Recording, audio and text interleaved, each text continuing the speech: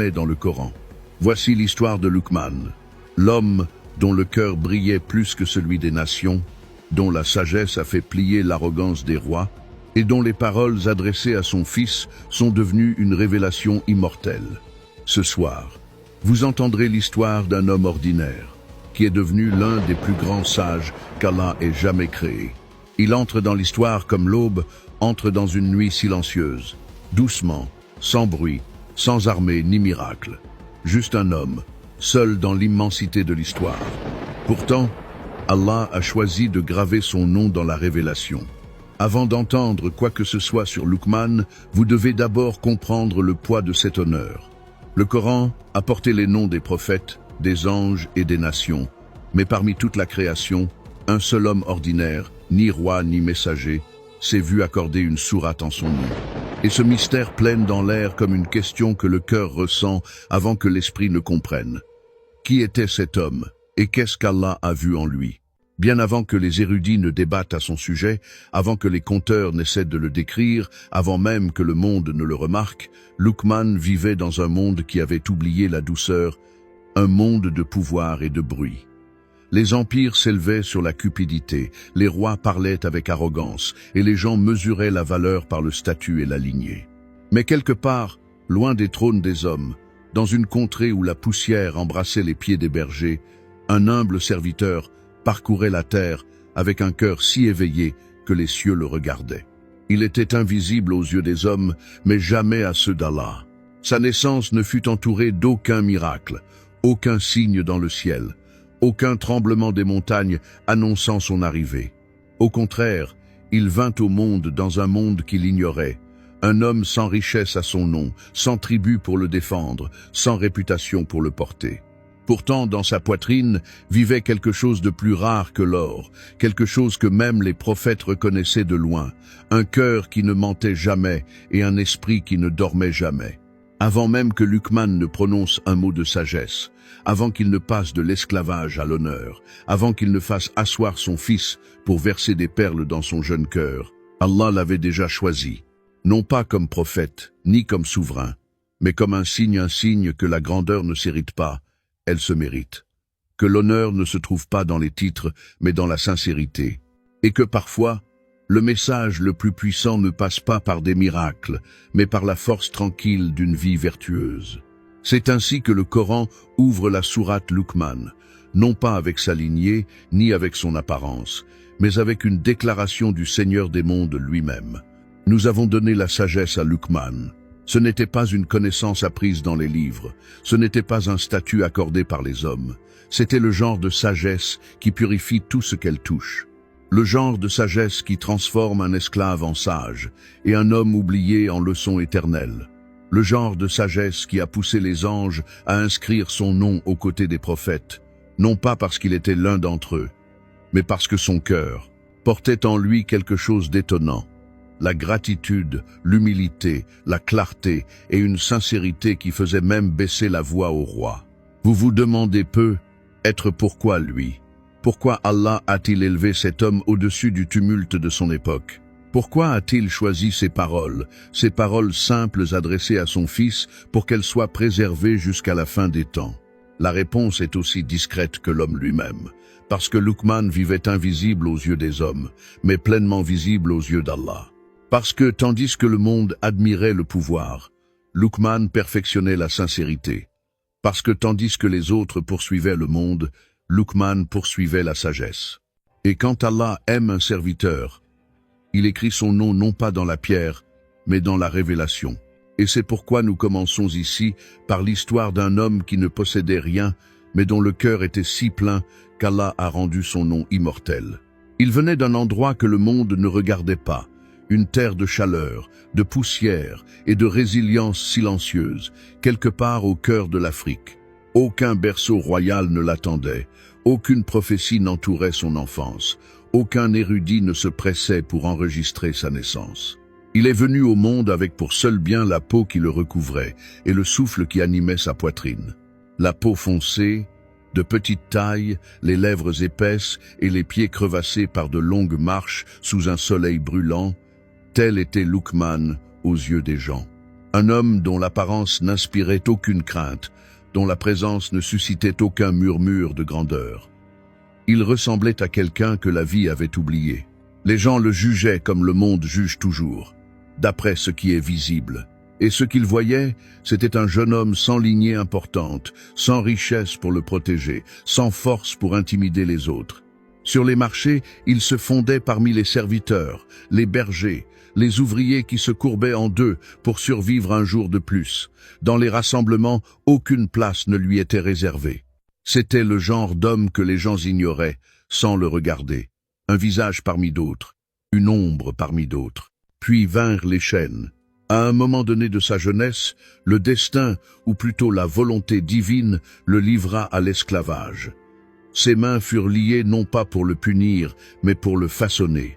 Il fut vendu comme un bien, commandé comme un objet, travaillé comme un animal sous le soleil. Chaque jour était une épreuve de patience. Chaque nuit était une épreuve de foi. Un cœur moins fort se serait effondré sous le poids de l'humiliation. Mais Luqman portait en lui quelque chose que les épreuves ne pouvaient éroder.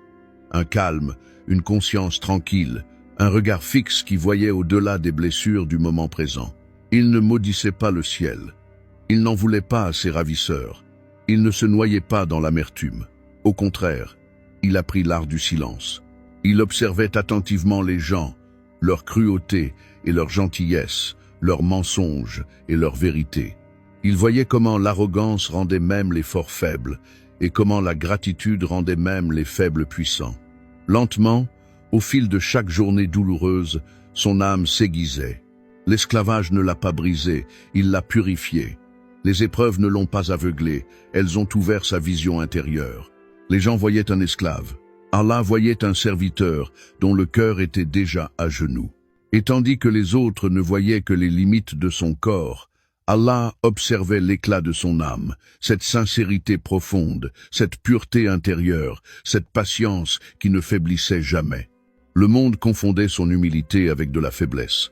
Mais dans le monde invisible, les anges notaient chaque larme qu'il ravalait, chaque insulte qu'il endurait, chaque prière silencieuse enfouie dans son cœur. On ne s'attendait pas à ce qu'il devienne quoi que ce soit, ni un leader, ni un érudit, ni un homme dont les paroles survivraient au siècle.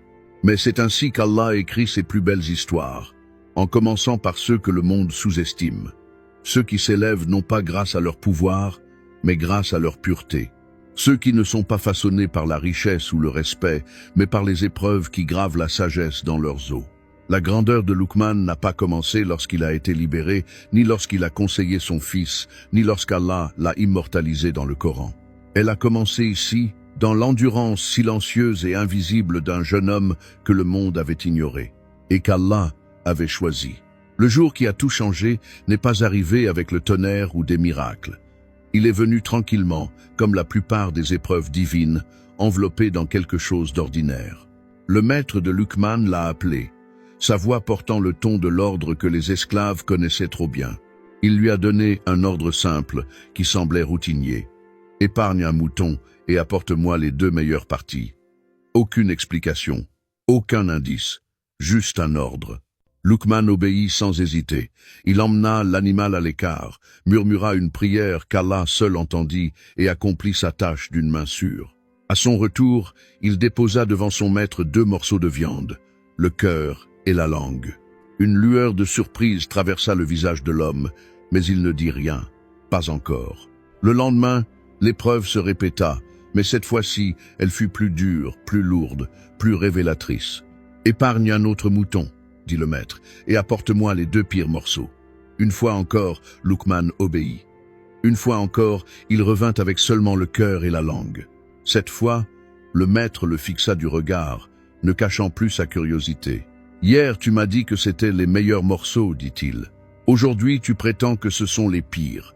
Comment ces 2 mêmes morceaux peuvent-ils être à la fois les meilleurs et les plus corrompus ?» Luqman baissa les yeux, non par peur, mais par respect.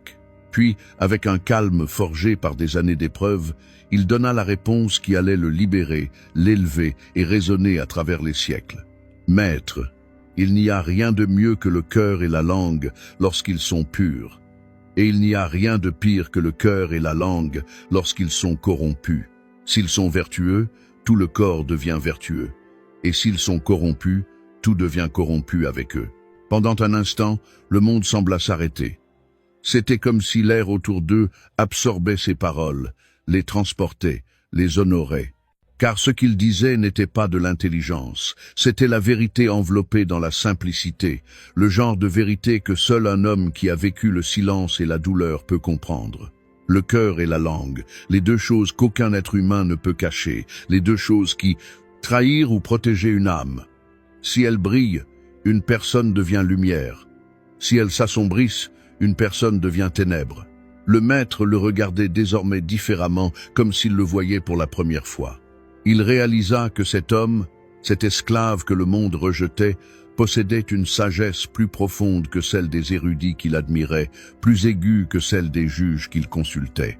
À cet instant, les chaînes qui entouraient Luqman n'étaient plus des chaînes, mais la preuve qu'Allah cache parfois des diamants dans la poussière. Le maître comprit. Cet homme n'était pas destiné à rester un serviteur des hommes. Il était destiné à être le serviteur d'Allah seul. Et ainsi, l'épreuve, une épreuve de chair et d'humilité, devint la clé de la liberté de Luqman. Une liberté qui ne lui fut pas accordée par pitié, mais par admiration. Les portes que le monde lui avait fermées pendant des années s'ouvrirent d'un seul coup, simplement parce que son cœur et sa langue disaient la vérité. Ce fut le tournant, le moment où le monde changea de regard. Un esclave devint un sage. Un homme oublié devint inoubliable. Et le cœur de Luqman, ce cœur qui avait choisi la pureté plutôt que le ressentiment, s'éleva à un niveau que seul Allah pouvait lui donner. Après avoir obtenu sa liberté, Luqman s'éloigna de la vie qu'il avait autrefois enchaînée, n'emportant avec lui qu'un cœur poli par la patience et un esprit aiguisé par la réflexion. Son voyage le conduisit vers le nord, à travers les déserts et les vallées, jusqu'à ce que la terre de Palestine s'ouvre devant lui, un lieu où marchaient les prophètes, où soufflait la révélation, où l'air lui-même semblait porter le poids de la vérité divine. C'est là qu'il rencontra pour la première fois Daoud, un prophète dont la présence était empreinte à la fois d'autorité et de douceur, un leader choisi par Allah pour juger les hommes avec justice. Au début, Luqman l'observait en silence. Il observait la façon dont Daoud écoutait les disputes, non seulement avec ses oreilles, mais aussi avec son cœur.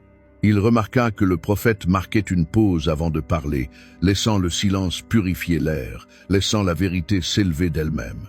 Luqman apprit que le jugement n'était pas une question d'intelligence, mais de clarté. Il ne s'agissait pas de gagner, mais de voir les racines d'un problème. Et quelque chose en lui résonnait profondément avec l'approche de Daoud.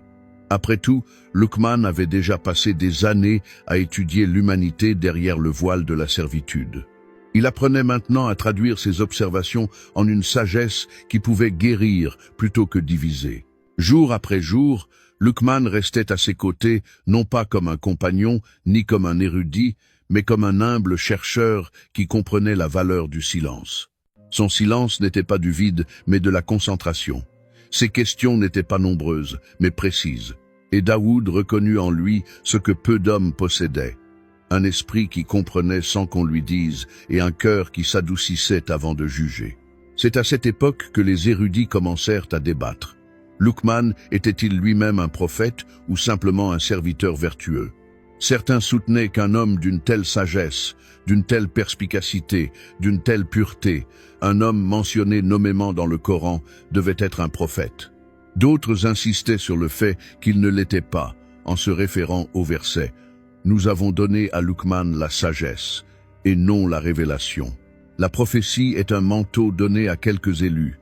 La sagesse est un don versé dans le cœur de ceux qui se purifient. » Et c'est cette distinction qui rendait Luqman extraordinaire. Car s'il avait été prophète, son histoire aurait rejoint celle des messagers, guidés par la révélation, protégés par l'autorité divine. Mais Allah voulait autre chose, montrer au monde que la grandeur n'est pas réservée aux prophètes, que l'élévation spirituelle n'est pas réservée à ceux qui ont été choisis par la révélation, mais aussi à ceux qui choisissent Allah avec sincérité. En lui donnant la sagesse et non la prophétie, Allah a fait de Luqman un miroir pour tous les croyants ordinaires. Un rappel que la proximité avec Allah n'est pas limitée par la lignée, le statut, les miracles ou les signes. Un cœur peut s'élever simplement en étant sincère, reconnaissant et éveillé. Et ainsi, Luqman resta aux côtés de Daoud, apprenant non pas à travers les Écritures, mais en observant comment vivait un prophète. Il apprit comment le silence peut protéger une personne d'innombrables regrets. Il apprit comment le jugement appartient d'abord à soi-même avant d'appartenir aux autres. Il apprit comment l'humilité ouvre des portes que l'orgueil garde fermées. Et grâce à cette compagnie, sa sagesse s'approfondit jusqu'à ce qu'elle ne soit plus seulement apprise, mais qu'elle fasse partie intégrante de son être. Les gens venaient le voir pour lui demander des conseils qu'il demandait autrefois au roi. Il faisait confiance à ses paroles parce qu'il parlait peu, et que chaque mot qu'il prononçait semblait peser par le ciel. Il n'était pas un prophète, mais il marchait avec la dignité d'un prophète. Il n'avait pas reçu de révélation, mais il portait le reflet de la révélation dans son cœur. Allah l'éleva sans titre, sans miracle, sans écriture, afin que l'humanité comprenne que parfois la plus grande lumière ne descend pas. Elle grandit tranquillement dans l'âme humaine. Il attendit que le monde se calme, que le soleil adoucisse sa lumière et que les ombres s'étirent sur le sol. Ce n'est qu'alors qu'il appela son fils pour qu'il s'assoie à ses côtés, non avec autorité, mais avec tendresse. Il y a un moment dans la vie de chaque père où son cœur est plus lourd que ses paroles, et c'était le moment de Luqman. Ses yeux, calmes et approfondis par des années de réflexion, se posèrent sur le jeune visage devant lui. Il n'éleva pas la voix, il n'embellit pas son discours. Il parla comme les sages respirent, lentement, intentionnellement, chaque mot destiné à toucher doucement le cœur. « Mon fils bien-aimé, dit-il. » Et le monde autour d'eux sembla se rapprocher. « La première chose que je crains pour toi est la seule chose qu'Allah ne pardonne jamais. Ne lui associe rien. Tout dans cette vie devient lumière ou ténèbres en fonction de cette seule vérité. Le shirk détruit une personne de l'intérieur bien avant que le monde ne voie la ruine. » Il posa une main sur l'épaule de son fils, non pas pour renforcer son discours, mais pour l'adoucir. « Et sois reconnaissant, continua-t-il, envers Allah qui t'a formé, envers celui qui t'a guidé, envers celui qui ne t'abandonne jamais, même lorsque les gens le font. La gratitude construira un palais dans ton cœur, un palais où aucune tempête ne pourra entrer. » Sa voix s'est approfondie, empreinte d'une émotion tranquille, lorsqu'il a parlé des parents, ceux qui se sacrifient en silence, qui vieillissent lentement tout en élevant leurs enfants. « Honore-les, » a murmuré Luqman. « Ta mère t'a porté dans la faiblesse, encore et encore. Ton père t'a protégé avant même que tu ne comprennes ce qu'était le danger. Traite-les avec douceur, même s'ils ne te traitent pas avec douceur. Une telle miséricorde te reviendra d'une manière que tu n'imagines pas. Beavis, Beavis. » Puis il se pencha vers lui et baissa la voix, comme s'il confiait à son fils un secret connu seulement de ceux qui observent le monde avec une clarté spirituelle. « Mon fils, même si quelque chose est de la taille d'une graine de moutarde, caché au plus profond d'un rocher, perdu dans les cieux ou enfoui n'importe où dans la terre, Allah le fera apparaître. Rien ne lui échappe, ni ta gentillesse, ni tes péchés. Avance dans la vie avec cette conscience, car c'est la clé de l'intégrité. » Il lui rappela la prière, le pilier qui façonne les heures des croyants et purifie leur journée. « Ne laisse pas tes prières t'échapper des mains, dit-il. Garde-les, protège-les, tiens-toi devant Allah même lorsque ton âme se sent fatiguée. La prière est la corde qui empêche le cœur de tomber. » Puis vint la responsabilité qui incombe à chaque croyant. « Invite les gens à faire le bien, dit-il doucement. Mette-les en garde contre ce qui est nuisible, même s'ils te détestent pour cela, même s'ils te font du mal pour cela. Tu n'as pas été créé pour rester silencieux face au mal. » Il fit une pause, laissant son fils assimiler le poids de ses paroles. « Et lorsque l'adversité te frappera, comme cela arrivera certainement, sois patient. La patience est un pont entre la douleur d'aujourd'hui et la miséricorde de demain. » Il se déplaça, laissant la brise emporter ses prochains mots. « Ne marche pas sur terre avec orgueil, dit-il. Ne lève pas le menton comme si tu avais créé ton propre souffle. La terre sur laquelle tu marches engloutira les rois comme les mendiants. Marche doucement, car la douceur est un signe de force. Puis, Alors que la dernière lueur du jour s'estompait, il lui donna un dernier conseil, qui en disait plus long sur la nature humaine que beaucoup ne le réalisent. « Baisse la voix, lui dit-il en souriant faiblement. Ne crie pas pour te faire entendre, les voix les plus fortes sont souvent les plus vides. Même l'âne braie fort, non pas par force, mais par laideur. Mesure tes paroles, adopte un ton doux, la sagesse n'a pas besoin de volume. » Luqman ne donnait pas de leçons, il semait des graines.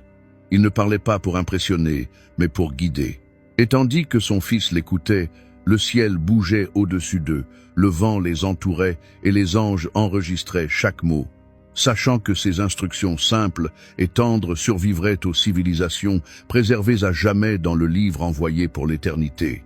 Même après que la liberté se fut envolée de ses épaules et que l'honneur s'était installé dans sa vie, Luqman marchait sur terre avec le même pas tranquille qu'il avait depuis l'époque de son servage. Rien en lui ne laissait présager sa grandeur. Il ne s'habillait pas comme les érudits, ne parlait pas comme les éloquents, ne se comportait pas comme les puissants. Sa grandeur résidait dans des aspects que les gens ignorent. Le calme entre ses respirations, la douceur de son regard, sa façon d'écouter plus qu'il ne parlait. C'était un homme qui réfléchissait profondément, parlait avec prudence et vivait avec douceur. Ceux qui s'asseyaient avec lui oubliaient souvent sa présence jusqu'à ce qu'il prononce une seule phrase qui semblait ouvrir une fenêtre dans leur poitrine et laisser entrer la lumière. On ne l'a jamais vu élever la voix, se disputer, se moquer ou rabaisser qui que ce soit. Si quelqu'un l'insultait, il répondait par le silence. Si quelqu'un lui posait une question, il répondait avec des mots si mesurés qu'on aurait dit qu'ils avaient été choisis par le ciel. Les gens confondaient souvent son calme avec de la timidité. Mais ceux qui le comprenaient savaient qu'il s'agissait de quelque chose de bien plus puissant. Un cœur en paix avec son Seigneur, inébranlable, face au bruit du monde. Et pourtant, alors que la nouvelle de sa sagesse se répandait, que des hommes et des femmes venaient de contrées lointaines pour solliciter ses conseils, que des familles lui soumettaient leurs différends comme elles les soumettaient autrefois aux prophètes, Luqman restait exactement tel qu'il avait toujours été. Il n'y avait aucun changement dans son attitude. Il ne haussait pas le ton, ne changeait pas son attitude. Il s'asseyait par terre pour juger, puis rentrait seul chez lui. Même lorsque les chefs des Bani Isra lui offrirent une place parmi leurs juges respectés, il accepta non pas avec fierté, mais avec crainte. Crainte de décevoir Allah, crainte du jugement, crainte d'être injuste, ne serait-ce que d'un cheveu. Il se souvenait des chaînes, il se souvenait de l'humiliation, il se souvenait des nuits où il dormait sur des sols en pierre froid et murmurait des prières que personne n'entendait. Et parce qu'il s'en souvenait, l'arrogance n'a jamais trouvé sa place dans son cœur. La position ne le tentait pas, les louanges ne l'enivraient pas. Même l'admiration pesait lourdement sur son âme, comme s'il pouvait être tenu responsable de chaque compliment qu'il laissait s'installer trop profondément. Les gens lui demandaient « Comment es-tu passé de l'esclavage à la sagesse, de berger à juge des nations ?» Et il répondait simplement « En retenant ma langue, en gardant mon cœur et en laissant de côté ce qui ne me concernait pas. » Il n'a jamais prétendu être brillant. Il n'a jamais prétendu être supérieur. Il n'a jamais prétendu que la sagesse était quelque chose qu'il avait mérité. Il savait que c'était un don qui pouvait lui être retiré en un instant s'il pensait qu'il lui appartenait. Luqman a traversé la vie avec la forme de force la plus rare, l'humilité. Même lorsque des foules se rassemblaient autour de lui, il ne se considérait pas comme supérieur à elles.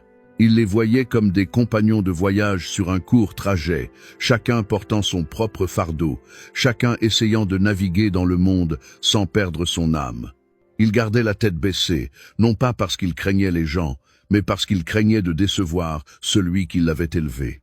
D'esclave à sage, d'inconnu à immortaliser dans le Coran, et pourtant jamais l'orgueil n'entra dans le cœur de Luqman. C'était là son miracle. Ce n'était pas un bâton qui